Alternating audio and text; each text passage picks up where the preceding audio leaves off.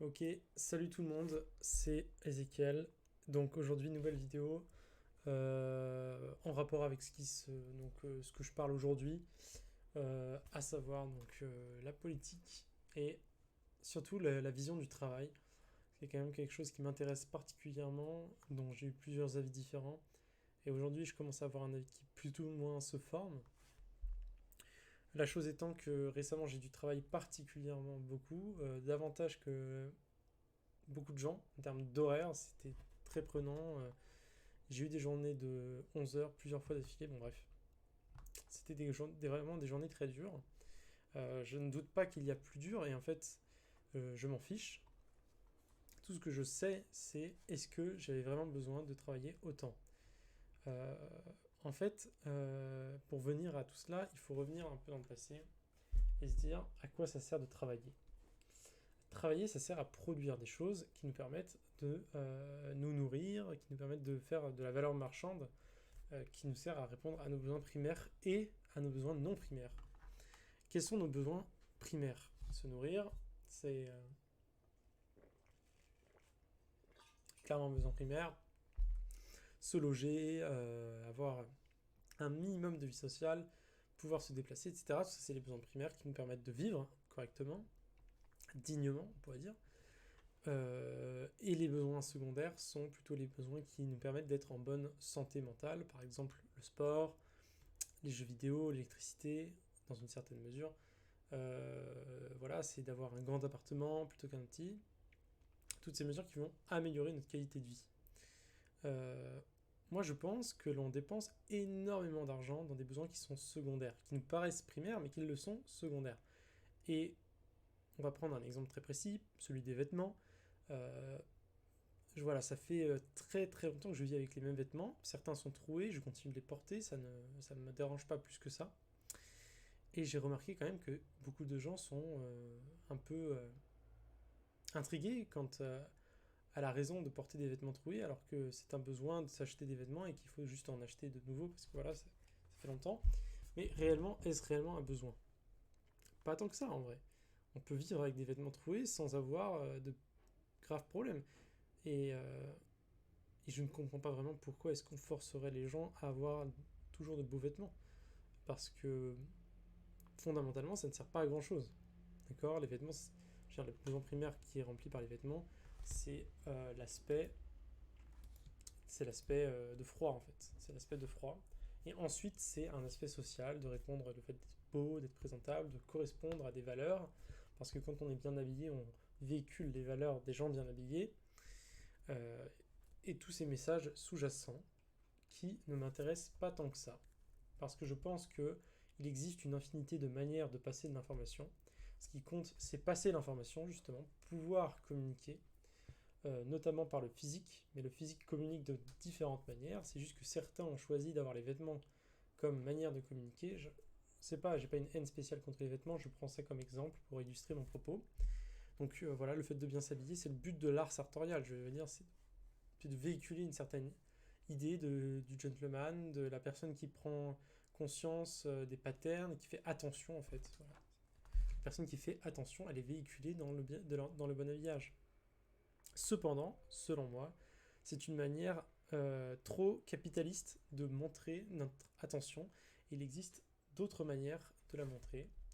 Par exemple, par le social, le concret, le direct. Je veux dire, si tu aides ton voisin, tu vas faire comprendre, tu vas communiquer aux autres qu'en fait, tu fais attention à ce qui se passe autour de toi. Si tu écoutes, tu montres que tu te fais attention.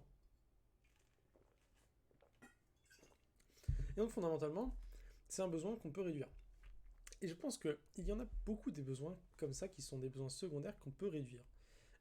Et d'ailleurs, on peut aussi réduire nos besoins primaires, car aujourd'hui, les besoins primaires sont gouvernés par des logiques qui sont très peu en fait efficaces. Par exemple, vous achetez des légumes, vous dépendez des légumes qu'on vous fournit, etc. Alors qu'on pourrait tout simplement les produire, c'est un exemple. On pourrait les produire, et dans ce cas-là, si on arrivait à produire nos légumes, bah on aurait moins besoin d'en acheter. Donc finalement, on réduit nos dépenses primaires.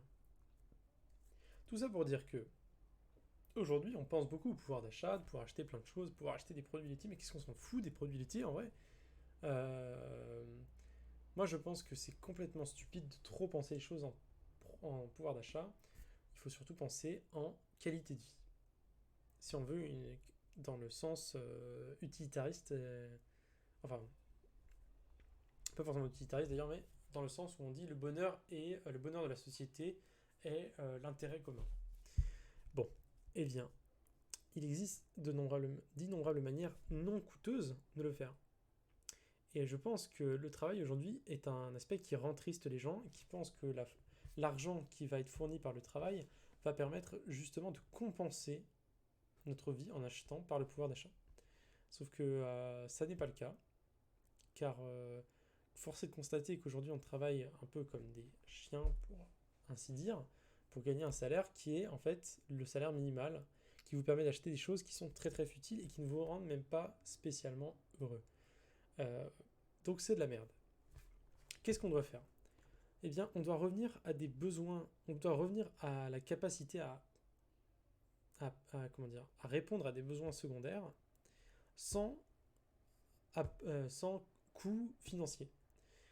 Par exemple, le fait de pouvoir faire une partie de foot avec des gens dans la rue, c'est un exemple stupide encore une fois, mais je prends toujours des exemples pour illustrer mon propos, en fait permet d'améliorer votre qualité de vie. Vous êtes en relation avec des gens, vous jouez à un jeu, d'accord? Quelle différence avec le fait d'avoir besoin d'acheter un ordinateur pour jouer à League of Legends?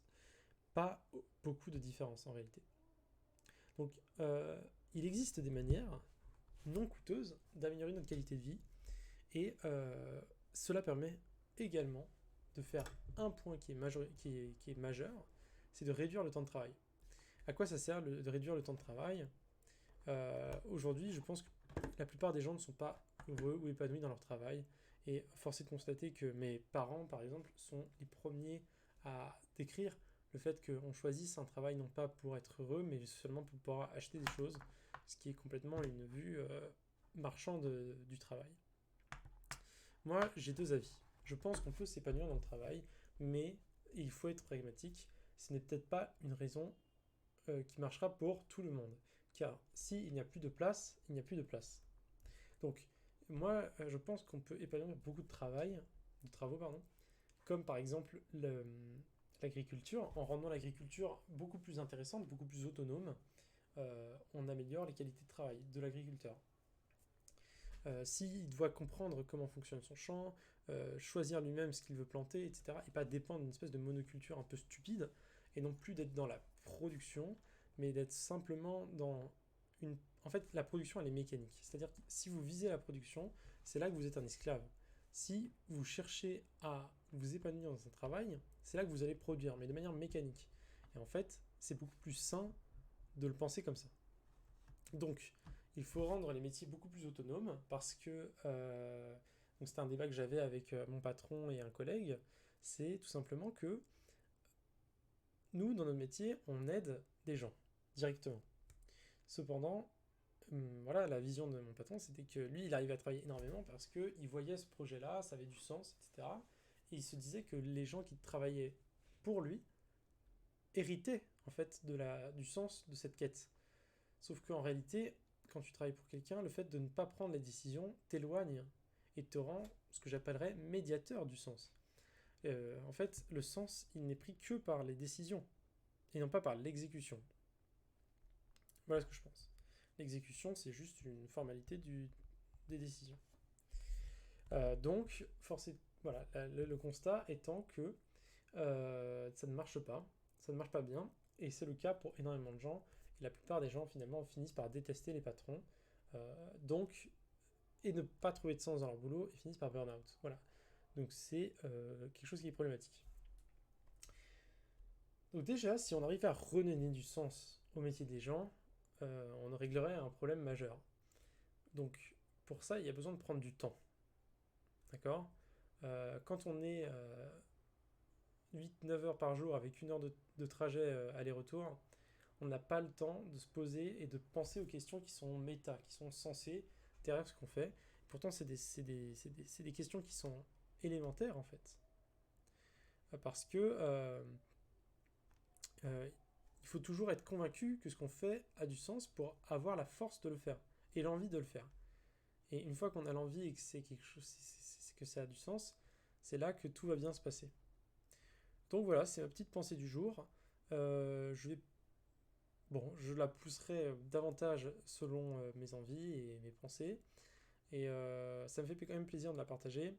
Euh, je suis convaincu que 4 heures par jour suffisent pour avoir une société qui soit au moins stable économiquement, enfin dans le sens de la qualité de vie plutôt, qui soit capable de fournir une qualité de vie stable à notre niveau technologique, à notre domaine, etc.